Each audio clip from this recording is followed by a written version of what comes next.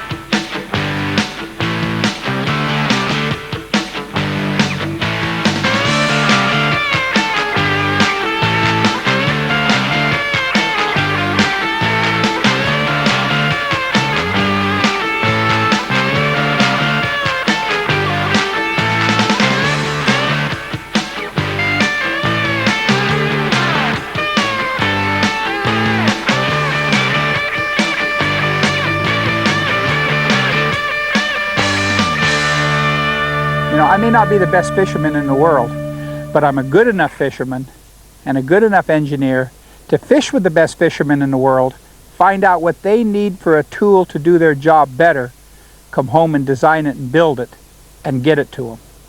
And in a lot of cases, you miss it the first time or the second time, you finally dial it in and they just say, hey, don't change it, just make more of them, you're there. You've been here how many years? Almost 4. And you were gone for a while, and then you came back, right? Yeah, I just got back from basic training. I went into the Army Reserves.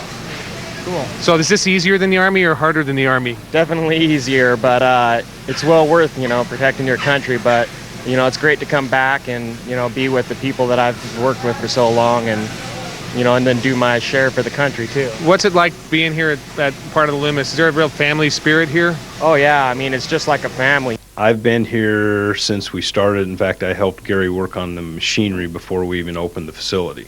I knew what constituted the manufacturing of a good blank, but there was no machinery. So that's when I went to the wife and I said, well, honey, I know what I want to do after 16 years of marriage. She says, what's that? And I said, I want to sell everything that we've accumulated in 17 years, turn it into cash, build our own machinery from the ground floor up, and just you and I be partners. She says, I think you better let me sit down. The secret to a good rod is to start out with the right material. The graphite that we use in this comes in several forms, but the basis of all graphite is it all starts from dinosaur goo. It's a petroleum-based product. And I burned some of the resin off here so that you can see how fine some of these graphite fibers are. They're as finer than a spider web. And the way graphite material works is it starts in a big blob of like a coal tar material, and then they take it and they spin it, kind of like cotton candy type process, and these ultimately small fibers are then run through several heat processes, and some of them are even sintered up to 2,000 degrees Fahrenheit. Way cool. What you saw there that was cool is that these fibers are super high temperature, and you think of graphite like carbon, and it's very, very stable molecule. But the idea here is that these are super, super skinny fibers, and these little teeny fibers are unbelievably strong. But its main property is that it's strong and lightweight. Well, what we do at Gloomis is we don't start with raw little teeny fibers. We work with the supplier and order custom design materials that come in a sheet form. And these sheet forms have several different properties.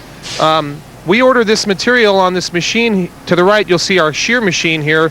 it comes in 1 foot wide lengths because there's not very much material that goes into the tip of a fly rod. So we order material in 1 foot wide lengths, and then we cut it into whatever shape is necessary to make the particular rod that we're dealing with. Our material comes in 2 different types of substrates. There's a fiberglass type material, and that white stuff that you see here is the scrim. The 3 main components in all material for fishing rods is the fibers, and we looked at those earlier, and the fibers are the part that wasn't burning. Then the next material is the scrim, and the scrim has some important things that help keep the rod from collapsing. It helps with manufacturing. And the third component is the glue, the resin, and this material has some stickum to it. You can see it wants to kind of stick to my finger. And that glue, the resin, is the sticky part.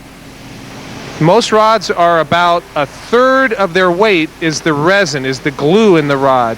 So there is another material that we use that isn't fiberglass scrim, that's graphite scrim. And Gloomis was the first company to ever use this material. It's a real tough thing to work with, but it's what we use in our top end fly rods and some of our spinning and cast rods. And I'm going to tear down this, and you'll see there's no white material here, but there's this little veil of scrim, of graphite scrim, and it's very difficult to work with, but it makes a lighter, more high performance part. So the trick is to know when to use what material to optimize the performance for the rod. Gary came to us with the idea of buying his company that he'd created, and you know, it was very well known that Gloomis was obviously the best in the business when it came to making rods. And you know, for Shimano, that was really a no-brainer to match the 2. We had the highest performance reels since forever, and we've always been wanting to make a combination with you know, high-performance rod, but we haven't been able to pull it off. And being able to work with Gloomis make